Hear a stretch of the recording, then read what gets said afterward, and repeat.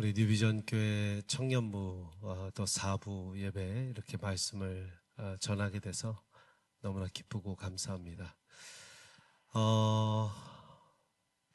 여러분들 그래도 괜찮아 라고 딱 들으셨을 때 어떤 생각이 드세요? 자, 옆에 사람에게 한번 괜찮아 이렇게 한번 해주세요. 괜찮아. 네, 조금 연배가 있어 보이면 말 놓지 마시고 괜찮아요. 괜찮아요. 이렇게. 네. 자, 마음이 편해진다. 마음의 안정감이 든다. 그래, 괜찮을 거야 라는 마음이 든다 라는 분들도 있는데 어떤 분은 뭐가 괜찮다는 거야? 안 괜찮아. 불편해. 위로하려고 하지 마. 그래도 괜찮아? 뭐 당신이 날 알아? 오늘 청년부죠? 편하게 해도 되죠? 전 청년부를 오래 했던 사람이라 벌써 이 그래도 괜찮아 라는 말을 들었을 때 여러분들의 반응이 어떤지가 어떻게 보면 여러분들의 지금 마음 상태, 여러분들의 스트레스 받은 정도, 여러분들의 고민하는 정도, 또 마음의 불편한 정도가 느껴질 수 있어요. 괜찮아 라고 하는 게 웬만하면 듣기에 괜찮습니다. 근데 내가 불편하다 라고 하면 뭔가가 내가 마음이 괜찮지 않을 수 있는 거죠. 저는 정말 모든 성도님들을 사랑하고 축복하지만 청년분들을 참 사랑하고 축복합니다. 이렇게 청년들에게 막 다가가려는 노력을 막 하고 있는데 요새 새로운 영화가 나왔어요. 영포티라고. 더 이상 다가오지 마세요라는 말 같아요.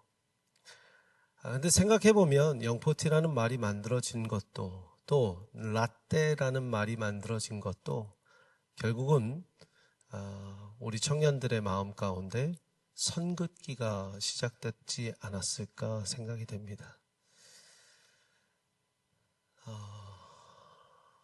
뭔가 정말 우리 또래가 아니고 우리의 마음이 아니면 다 알지 못하니 여러분 그렇잖아요. 라떼라는 말의 반대가 뭘까 생각해 보니까 멘토십이라는 말이 떠올랐어요. 라떼 아니고 젖때만 하더라도 멘토링을 받고 멘토십을 받는다라는 게 굉장히 좋은 일이었습니다. 근데 지금은 라떼라는 말 한마디에 멘토를 해주겠다고 나서는 사람들이 무색하고 무한해지죠. 또 라떼 얘기하시게요. 당신이 AI 시대에 살아봤어? 이런 거잖아요. 당신이 챗GPT 시대에 살아봤어? 안 살아봤으면 말을 하지 마라.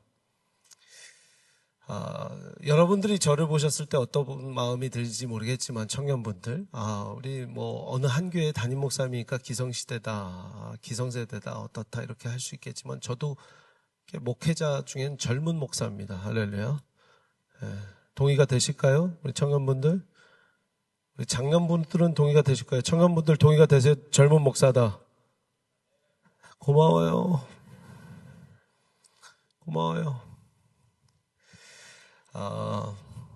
저만 하더라도 그런 마음이 들 때가 있습니다. 저 목사님이 지금 우리의 세대의 목회를 할까? 그러면서 말씀하시는 걸까? 라는 생각이 들게 돼요. 여러분, 저는 이 시대에 첫 번째 권면해드리고 싶은 건 내가 크리스천이다라고 얘기만 할 수 있어도 여러분들 굉장히 큰 일을 하는 겁니다. 자, 절 따라서 내가 크리스천입니다. I am a Christian. 여러분, 사무엘상 17장에 보면 여러분들 잘 아는 이야기가 나옵니다. 사무엘상 17장. 전도사님, 어떤 말씀인지 아세요? 전도사님이 아니신가요? 전도사님이 아니신데 너무 죄송해요. 제가 막 이거 시키고 저거 부탁드리고 막 다 해서 저는 당연히 이 자리에 앉는 분은 전도사님이라고 생각했고, 예? 미래의 전도사, 할렐루야. 당황시켜드렸다면 미안합니다. 예. 저는 웬만큼, 캐주얼 정장을 하고 이 정도 자리에 앉아있으면 청년부에서는 전도사나 간사거든요. 그래서 제가 아까 부탁을 했는데, 너무 미안하고 머리가 까매졌네요, 제가. 자, 제가 답하겠습니다. 다윗과 골리앗이 나옵니다. 다윗과 골리앗의 이 이야기를 모르시는 분 손 들어보세요. 모르시는 분. 다윗과 골리앗 설명 좀 해주세요. 네, 없으시죠? 다 알죠? 누가 이겼어요? 다윗이 이겼어요? 골리앗이 이겼어요? 다윗이 이겼죠. 자, 근데 다윗이 처음 싸움을 하게 된 경위가 어떤지 아세요? 골리앗이 싸움을 걸어올 때 이스라엘에게 내가 이기면 너희 모든 민족이 우리 블레셋의 종이 되리라. 그 너희가 이기면 우리 블레셋이 너희의 종이 되리라 그래요. 여러분 성경엔 그렇게 안 써 있어요? 제 성경에 그렇게 써 있어요. 믿으세요? 이 싸움은 뭐냐면 이런 겁니다. 여러분 손흥민 좋아하시죠? 손흥민 좋아하시죠? 형제 손흥민 닮은 것 같아요. 네. 결혼 전이십니까? 결혼하셨습니까? 했어요. 그럼 형제님 아니시고 집사님이신데요. 자, 한일전 누가 이겨야 돼요? 한국이 이겨야죠. 네. 한일전을 하는데 한국이 이기면 일본이 우리의 종살이 할 거고 일본이 이기면 한국이 일본의 종살이 한다. 이런 게임이 시작된다고 생각해 보십시오. 손흥민, 이강인 다리에 쥐날 겁니다. 그렇지 않겠어요? 웬만한 국가대표 선수가요. 저 뛰겠습니다 하는데 그 경기는 안 뛰고 싶을 거예요. 왜? 내가 지면 5천만 국민이 종살이 해야 되는 게임이에요. 뛰시겠어요? 형제님? 축구 좀 잘해요? 미래 전도사님, 뛰시겠어요? 너무 부담되는 거죠. 너무 부담되는 거예요. 그러니까 아무도 못 나선 겁니다. 못 나선 게 용기가 없어서가 아니라 뭘 져야 된다? 책임을 져야 되기 때문에 못 나선 거예요. 그런데 다윗이 거기에 치즈 심부름, 빵 심부름 하러 옵니다. 여러분, 사무엘상 17장인데 16장에서 무슨 일이 일어나냐면 사무엘이 와서 왕으로 기름 부는 사건이 일어납니다. 여러분, 다윗이 16장에서 왕으로 기름을 부어요. 부음 받아요. 아버지 이새가 보고 형들이 다 봤습니다. 왕이 될 거라고 그냥 아무 선지자가 온 게 아니라 사무엘이 왔어요. 사울 왕을 세운 사무엘이 와서 지금 막내 말제 다윗에게 지금 기름을 붓습니다. 왕이 됐다는 거예요. 근데 17장에 뭐로 시작되냐면 그 왕으로 기름 부은 아들을 얘야 형들 전쟁터에 있으니 치즈랑 빵이랑 가지고 가서 심부름하거라 그래 가든 거예요. 이것도 대단하죠. 왕으로 기름 부음 받은 사람 치즈 심부름 갔더라. 이거 굉장히 대단한 일입니다. 그런데 갔더니 싸움을 걸어오는 게 네가 이기면 우리가 이기면 너네 모든 민족이 우리 종살이야.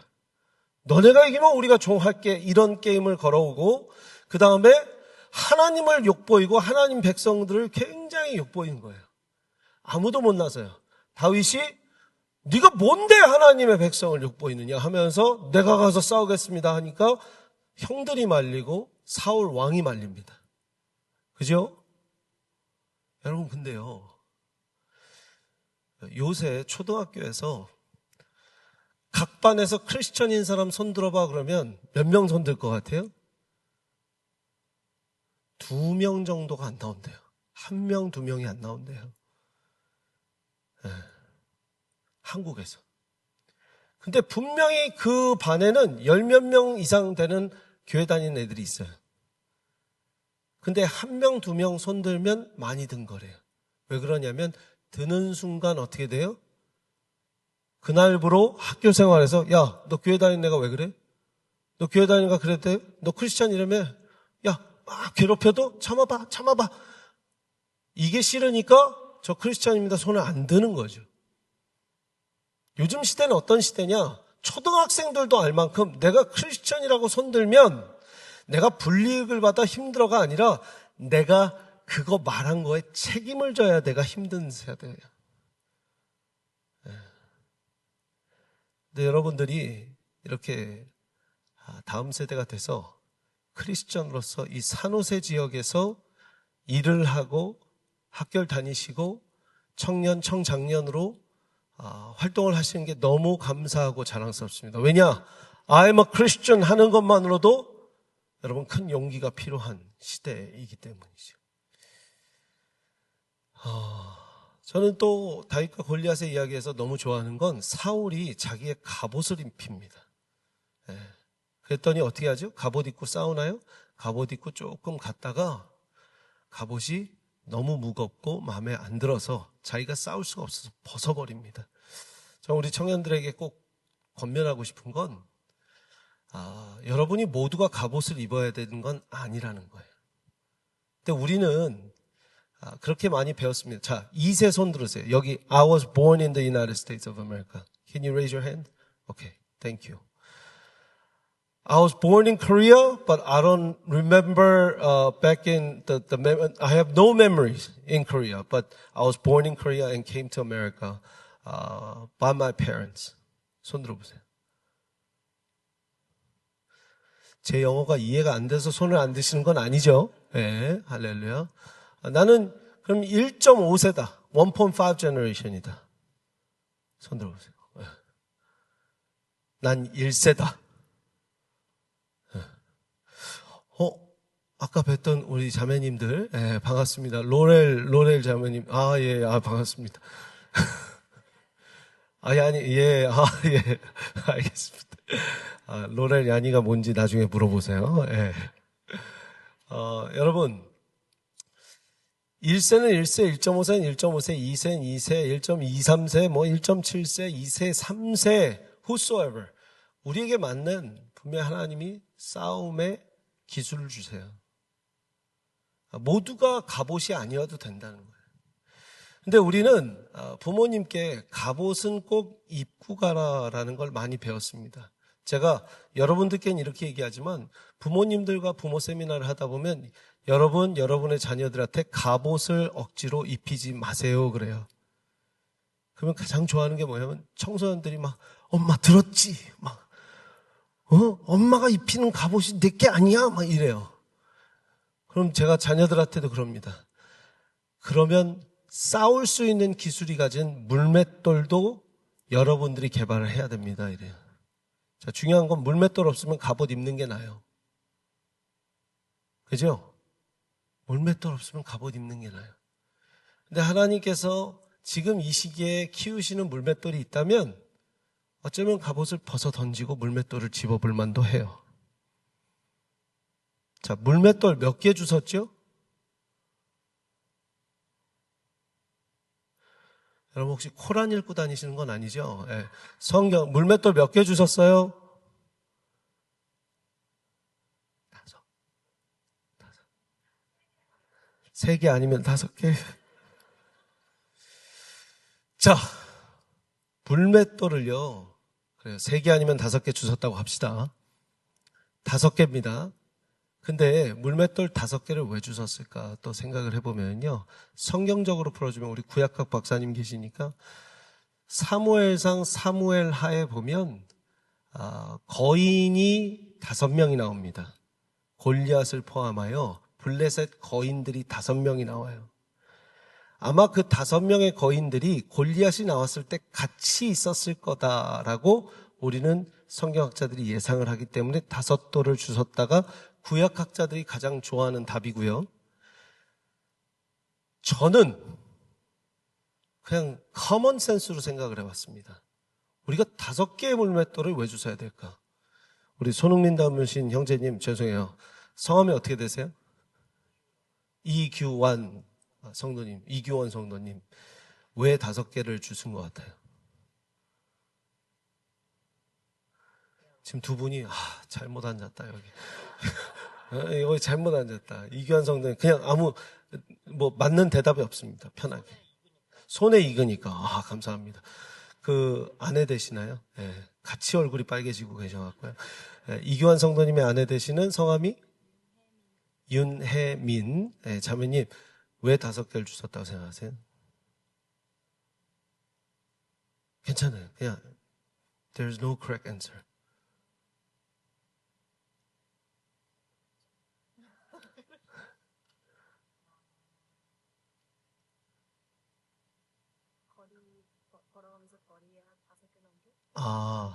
거리 정도 가면서 하나씩 이렇게 가면서 하나씩 예.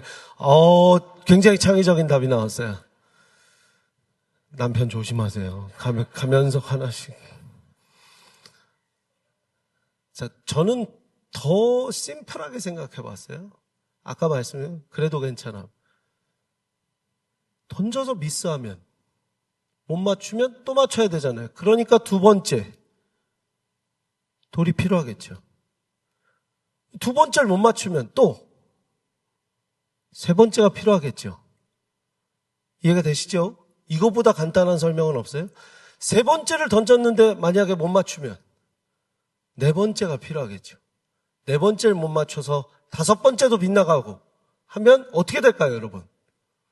어떻게 될까요? 성경적 상상력을 발휘해 봅시다. 자, 먼저 괜찮아. 미스해도 괜찮아. 죽으면 죽으리라지, 그죠?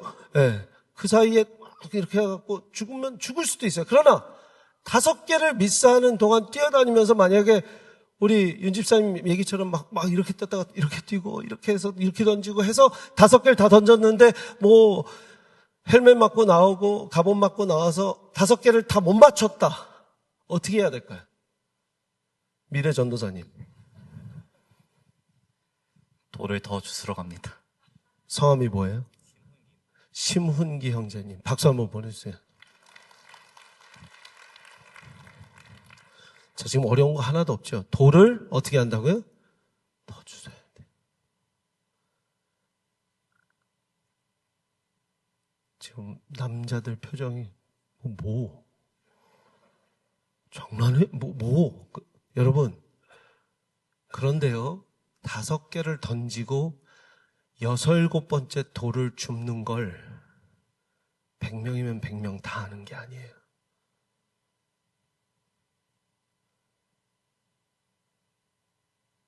자, 목회를 해보니까요, 5번 실패하고 6번째 돌을 줍는 사람이 많이 없더라고요. 6번째도 빗나가면 7번째 해야 될까요? 말아야 될까요? 주워야 돼요? 안 주워야 돼요? 주워야 돼요. 그런데 그 엎드려서 돌 한 번 줍는 게 얼마나 큰 용기가 드는지 아세요? 사업이라고 생각해 보세요. 결혼이라고 생각해 보세요. 연애라고 생각해 보세요. 직장 내가 어플라이 해보는 횟수라고 생각해 보세요. 6번째, 7번째, 옛날 우리 선배들이 했던 말이 뭐냐면 10번 찍어 안 넘어가는 놈 없어. 근데 제가 놀라운 걸 깨달았어요. 다 10번 찍어보진 않더라고요. 제가 목회를 하면서 너무너무 힘들고 괴로울 때 깨달았어요. 엎드려서 하나 더 죽는 게 이렇게 힘든 거구나. 근데 여러분, 그걸 놓쳐도 하나님은 또 방법을 마련하세요. 아멘이십니까? 네. 오늘 말씀이 사도행전 16장입니다. 16장 말씀 한번 띄워봐 주실래요? 처음부터. 성령이 어디에? 아시아에서. 여기에 아시아는 한번 지도 한번 보여주세요. 지도. 그 다음 지도 한번 보여주세요. 예. 에베소라고 써 있는 곳 보이시죠? 예. 에베소라고 써 있는 곳에 괜찮아요? 엠버 알러트인가요?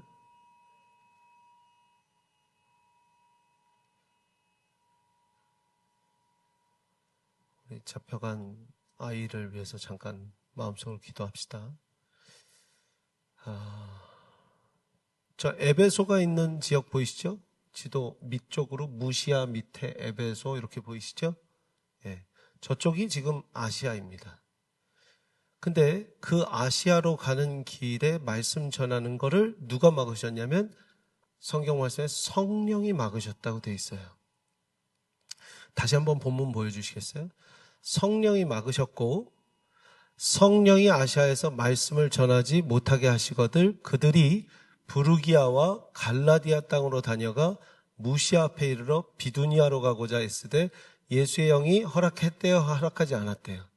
허락하지 아니했대요. 자, 두 절에 거쳐서 성령이 막으셨고 예수의 영이 막으십니다. 여러분, 웬만하면 세상이 막는 거는 이해해요. 세상이 나를 힘들게 하고 내 앞에 스텀블링 블록이나 내 앞에 큰 벽을 세워놓으면 하나님 붙잡고 내가 돌파하면 되지, 넘어가면 되지 하는 게 우리의 신앙인데, 여러분, 하나님이 막으실 때는 어떻게 해야 되죠? 하나님이 막으실 때는 어떻게 해야 되나요? 성령이 아시아에서 말씀을 못 전하게 하니까 그 다음 한 게 뭐예요? 부르기아를 갔다가 갈라디아 땅으로 가고 무시아 앞에 갔다가 비두니아를 가고자 하는데 비두니아는 가지 말라 하고 예수의 영이 막았다는 거예요. 한번 첫 번째 지도 보여주실래요? 여러분, 여기에서 지금 아까 에베소 있는 지역을 가려다가 성령이 말씀하시는 걸 막으니까 지금 부르기아 갔다가 갈라디아 갔다가 비두니아 갔다가 지금 무시아 갔다가 비두니아로 가고자 하는데 거기에선 성령이 막으셨대요. 이해가 되세요? 자, 눈으로 따라오고 계시죠? 부르기아, 갈라디아, 무시아, 비두니아는 못 가고 비두니아 가려고 했어요. 여러분, 저 거리가 어느 정도냐면 지금 여기 산호세에서 거의 시카고 거리, 조금 덜 가는 거리예요. 거기까지는 아니에요. 근데 제가 차편으로 갔을 때 한 이틀 정도 가는 거리였어요. 예.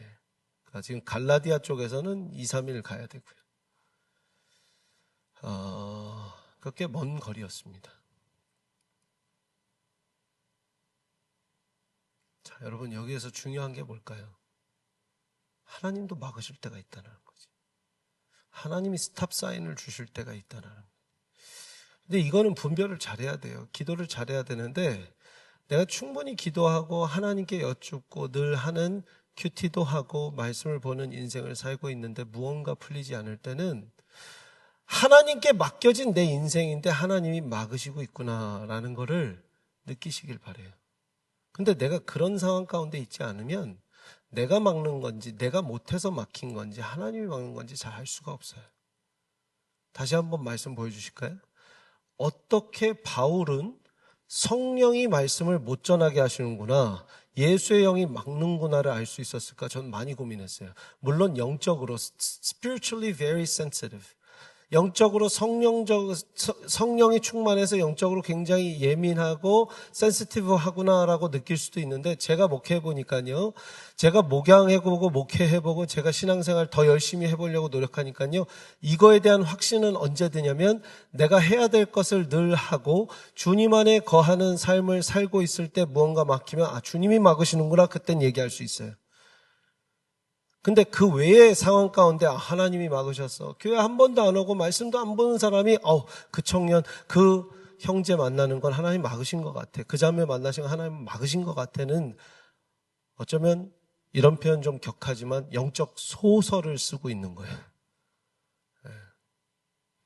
그러니까 늘 말씀 가운데 있어야 되죠. 무시아 지나 드로아로 내려갔다 라고 하는데 여러분 잘 아시는 밤의 환상 속에서 마게도냐로 와서 우리를 도우소서 하는 환상을 보고 곧 갑니다. 10절 말씀 같이 읽습니다. 시작. 바울이 그 환상을 보았을 때 우리가 곧 마게도냐를 떠나기로 힘쓰니 이는 하나님이 저 사람들에게 복음을 전하라고 우리를 부르신 줄로 인정합니다. 왜 인정하게 됐을까요?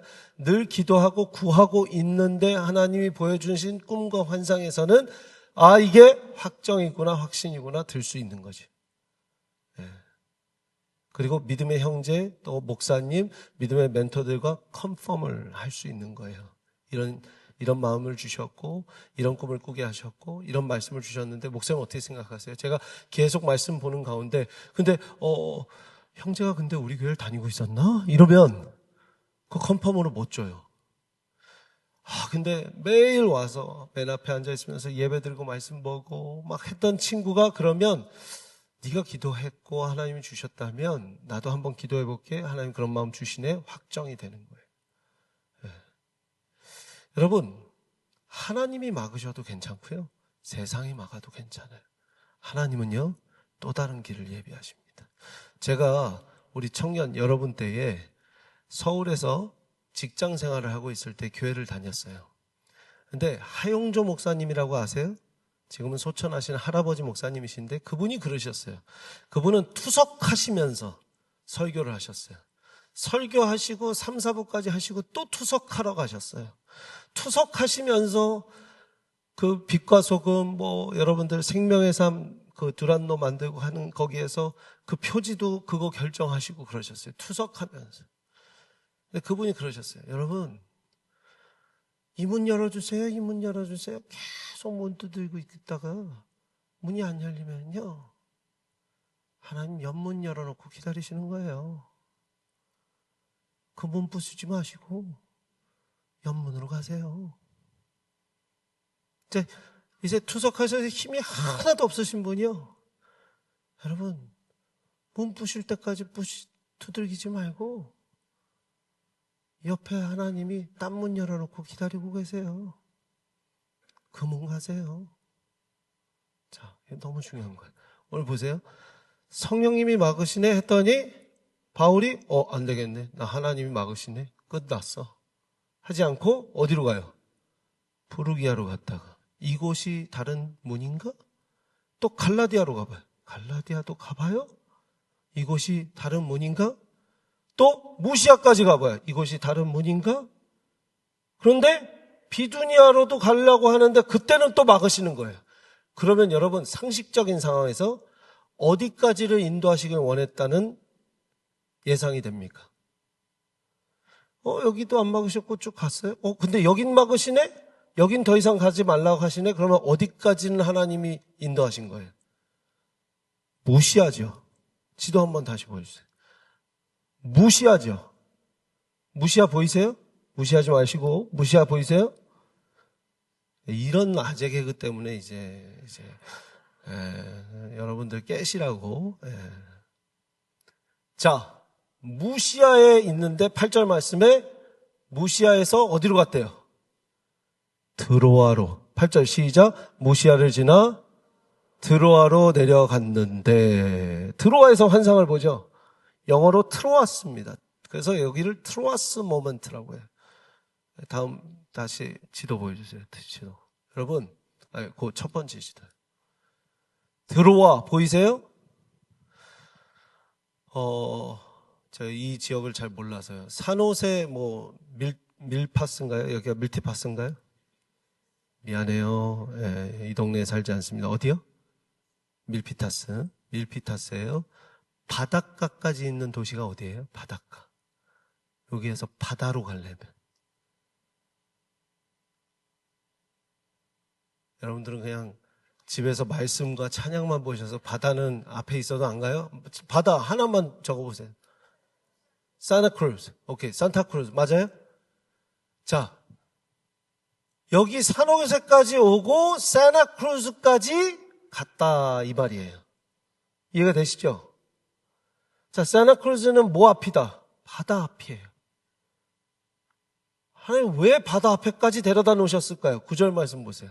9절 시작. 밤에 환상이 바울에게 보이니 어디로? 마게도냐 사람 하나가 와서 그에게 청하여 이르되 마게도냐로 건너와서. 자, 두 번째 지도 보여주세요. 여러분 저기 드로아에서 네아폴리 보이십니까? 근데 네아폴리 밑에 이렇게 이제 엉덩이처럼 생긴 요 선 보이죠? 이렇게 가장 드로아 요 바로 옆에 마치 한국 그 한반도 찌그러 놓은 것 같이 이렇게 해놓은 거 보이세요? 어딘지 보이세요? 거기까지가 배로 40분이에요. 제가 2번 가봤어요. 배 타고 40분이에요. 여러분 중요한 게요. 조기에서 조기 건너가면 유럽입니다. 저 40분이 아시아에서 유럽이고요. 터키에서 그리스 가는 길이에요. 가보신 분들은 알 거예요. 자동차까지 배에서 태워서 갈 수 있는 바로 거기예요. 여러분 이제 뭔가가 오세요? 왜 드로아까지 오게 하셨는지 여러분 다시 한번 요 전지도 제가 글씨를 크게 써놓은 이유가 있어요. 부르기아 갔다가 또 더 내륙 갈라디아를 갔다가 무시아를 갔다가 비두니아 올라가려니까 가지마 해갖고 드로아로 갔더라. 그리고 다음 환상이 어디예요?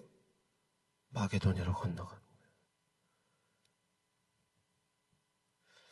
여러분 이걸 전문 용어로 방황한다고 하죠.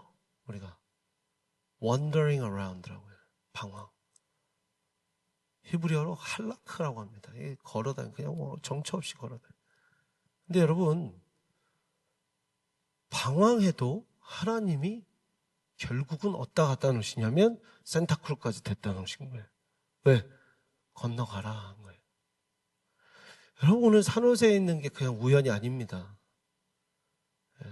왜 산호세에 데려다 놨을까? 저는 왜 달라스에 데려다 놓으셨을까? 우연이 아니라는 거예요. 하나님은요 우리의 방황하는 가운데 오게 하셨지만 하나님의 인도하심에 분명히 끌려서 여기까지 온 것이고 말씀 기도 찬양을 늘 하는 삶 가운데 하나님께서 과정마다 컨펌을 주시는데 오늘은 드로아까지 오는 것이 하나님의 컨펌이었다는 거예요. 스탑 사인은 여러 개가 보였습니다. 아시아도 못 가게 했고요. 가서 말씀도 못 전하게 했고요. 에베소도 못 가게 했고요. 에베소는 당시에 정말 뉴욕 같은 곳, LA 같은 곳, 가장 메트로폴리탄 같은 아주 많은 사람들이 모여서 한 번에 예수님 전할 수 있는 그런 곳이었어요. 안 보내실 이유가 없습니다. 여러분 언제 보내시냐면 결국에는 사도행전 18장에서 보내세요. 그리고 19장에서 두 번째 갑니다. 근데 지금 몇 장이라고요?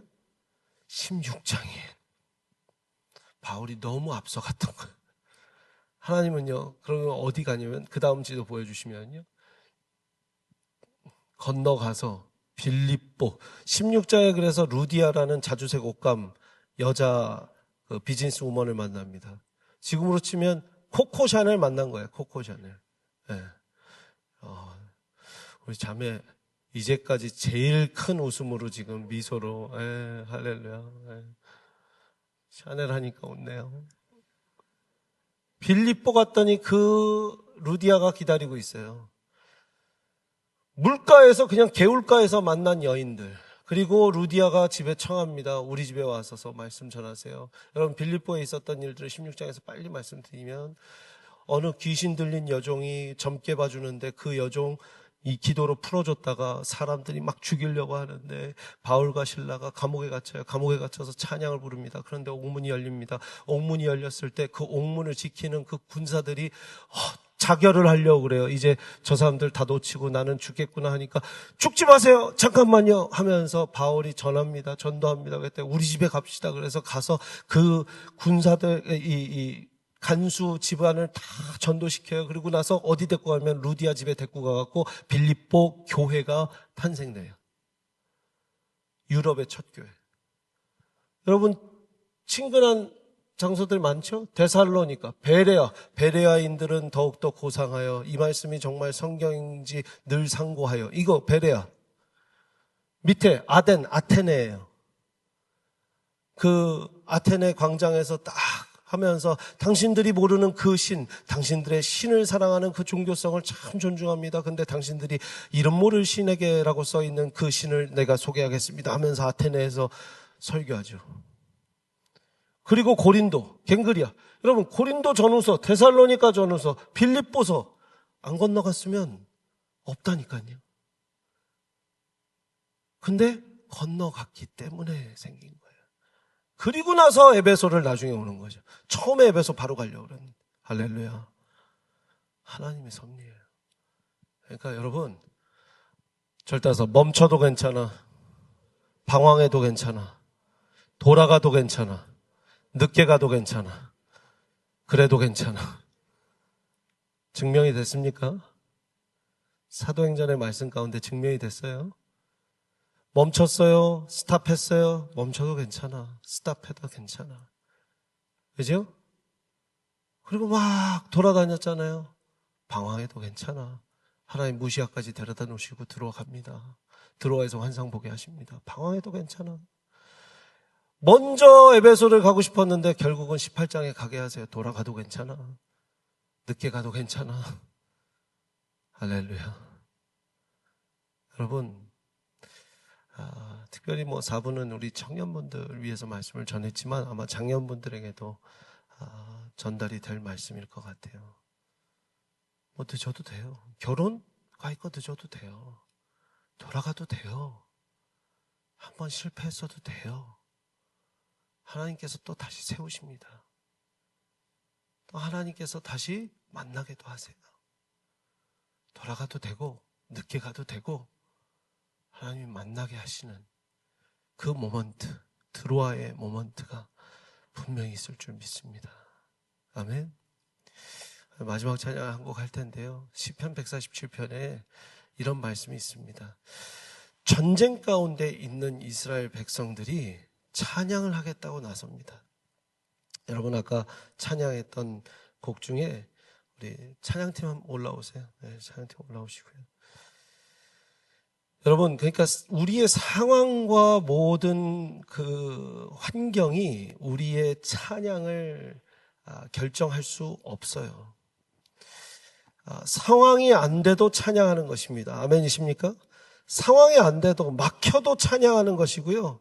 돌아가도 찬양하는 것이에요. 시편 147편에 할렐루야 우리 하나님을 찬양하는 일이 선함이요 찬송하는 일이 아름답고 마땅하도다. 여호와께서 예루살렘을 세우시며 이스라엘의 흩어진 자들을 모으시며, 이때가 언제냐면 포로기, 성경학자들마다 다른데 포로기 이후다, 포로기다, 포로기 중이다, 포로기 이후다, 말은 많지만 결국은 147편의 말씀은 뭐냐면 흩어진 자들, 이 전쟁과 기근과 어려움 가운데 이 분열 왕국의 이 끝에 가서 패망한 나라의 이 예루살렘 가운데 흩어진 자들을 모으시고 상심하고 상처 입은 자들을 싸매시고 별들의 수요를 세시는 그 하나님이 우리를 다 이름 부르시면서 한 명씩 부르신다라는 거예요.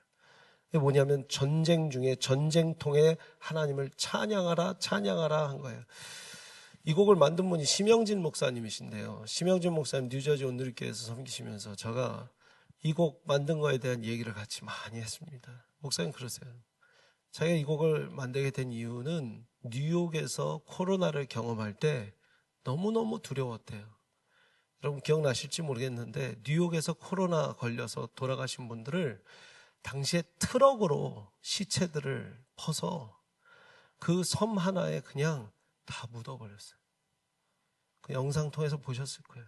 시체 더미를 그 트럭으로 들어서요. 땅 속에 해갖고 흙으로 덮고 또 한 레이어 덮으면 또 시체 더미를 그 포크레인으로, 큰 포크레인, 넓은 포크레인으로 해갖고 긁어가고 또 들고, 그걸 보면서 자기는 너무 무섭고 두려운데 하나님이 시편 147편을 묵상하게 하시면서 이런 곡을 만들으라고 하셨다는 거예요. 그러면서 이 상황 가운데서도 우리가 찬양할 수 있다면 우리는 모든 걸 승리한 사람이다 라는 마음을 주셨대요. 그래서 코로나 때 우리 이민교회가 사실 디아스포라 교회가 탄생시킨 노래가 찬양이 그 찬양이에요. 한번 자리에서 일어나서 하나님, 내 상황은 막혔을지라도, 내 상황은 스탑됐을지라도, 내 상황은 돌아가고 지금 방황하고 늦게 가고 하는 모든 상황일지라도 상황 때문에 하나님 찬양하는 것을 그만두지 않고 상황과 상관없이 하나님 찬양하기를 원합니다. 우리 그 마음 갖고 함께 찬양하시겠습니다.